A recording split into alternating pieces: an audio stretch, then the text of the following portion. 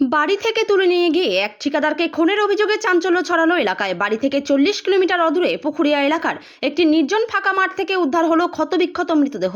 খুনের অভিযোগ তুললেন পরিবার ও প্রতিবেশীরা। ঘটনাকে ঘিরে চাঞ্চল্য ছড়ায় চাচল থানার রনঘাট গ্রামে। পুলিশ ও স্থানীয় সূত্রে জানা গেছে, মৃতের নাম মোহাম্মদ ইসমাইল, বয়স 36। বাড়িতে রয়েছে স্ত্রী ও 3 সন্তান। মঙ্গলবার সকালে পুকুরিয়া এলাকার একটি মাঠ থেকে দেহ উদ্ধার হয়। ময়নাতদন্তের পর বৃহস্পতিবার সকালে শেষকৃত্য সম্পন্ন হয়।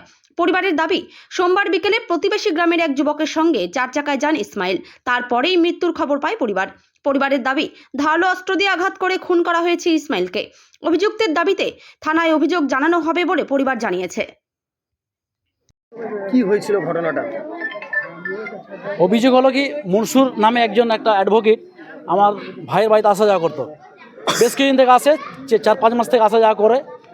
তারপরে যেদিন মরে তার একদিন আগে, যেদিন আমরা পাই ডেড বডিটা, তার একদিন আগে আমার ভাইকে 4 চাকা গাড়িতে নিয়ে গেছে।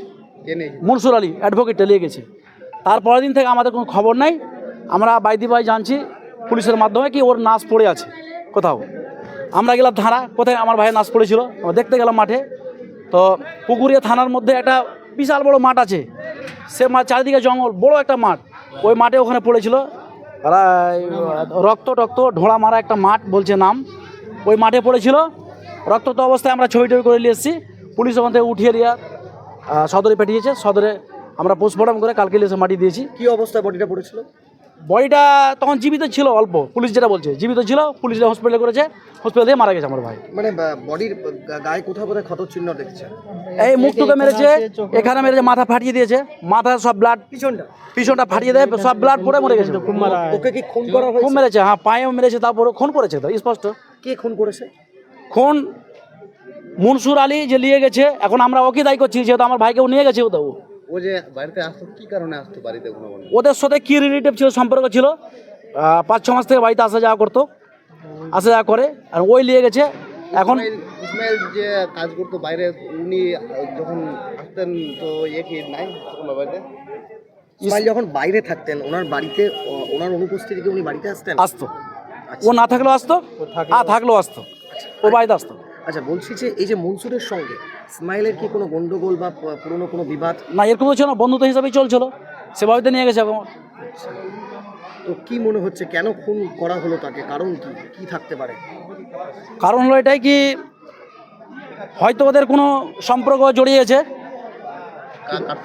হ্যাঁ, বলে কোনো মারাটা হয়েছে এরকমভাবে। আমরা এখনো জানি না ডিটেলস খবর না। আমরা জানি একটাই, মনসুর নিয়ে গেছে, তারপরে আমরা ডেড বডি পাচ্ছি ভাইয়ের। এটাই কি বলছে, এটা কি খুন না? তো পুলিশ তো খুন বলছে, মার্ডার বলছে।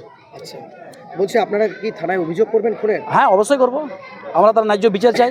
আমার ভাইকে একটা বিলে মারা হলো, যে বিলে কোনো মানুষ যেতে পারে না ভয়ে। আমাদের বাড়ি এখানে 40 কিলোমিটার ভিতরে মার্ডার হচ্ছে।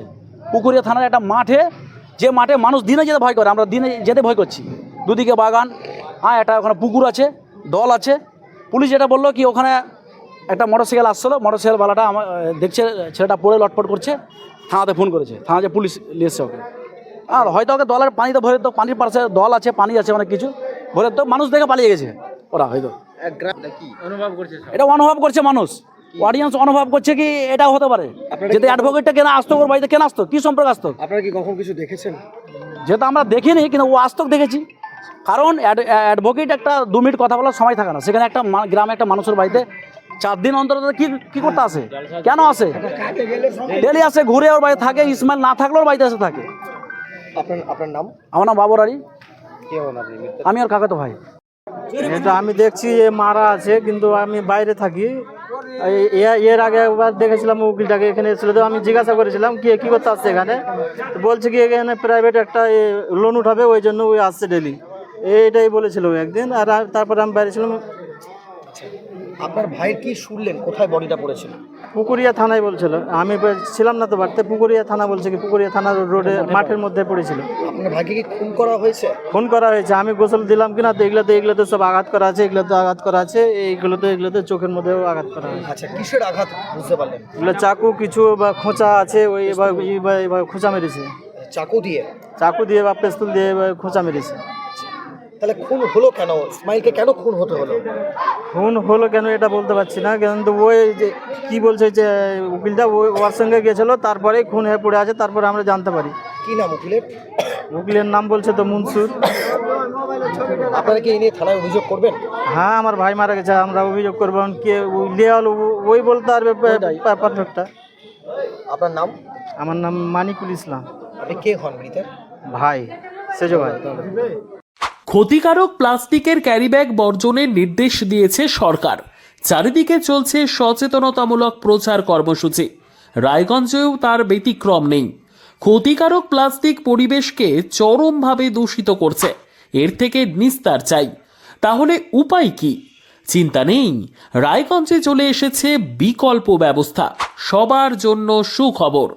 পশ্চিমবঙ্গ সরকারের অনুমোদনে আগামী সপ্তাহ থেকেই শহরে তৈরি হতে চলেছে পরিবেশ বান্ধব দূষণমুক্ত বিভিন্ন ধরনের বায়ো ক্যারিব্যাগ, যা অবশ্যই পচনশীল। একেবারে সুলভে পেয়ে যাবেন আপনারা। আগ্রহী বিক্রেতা ও ডিলারশিপের জন্য অতি সত্বর যোগাযোগ করুন আমাদের সাথে। আমাদের ঠিকানা ইকো ক্যারি ইন্ডাস্ট্রিজ, জেলখানা মোড়, রায়গঞ্জ, উত্তর দিনাজপুর।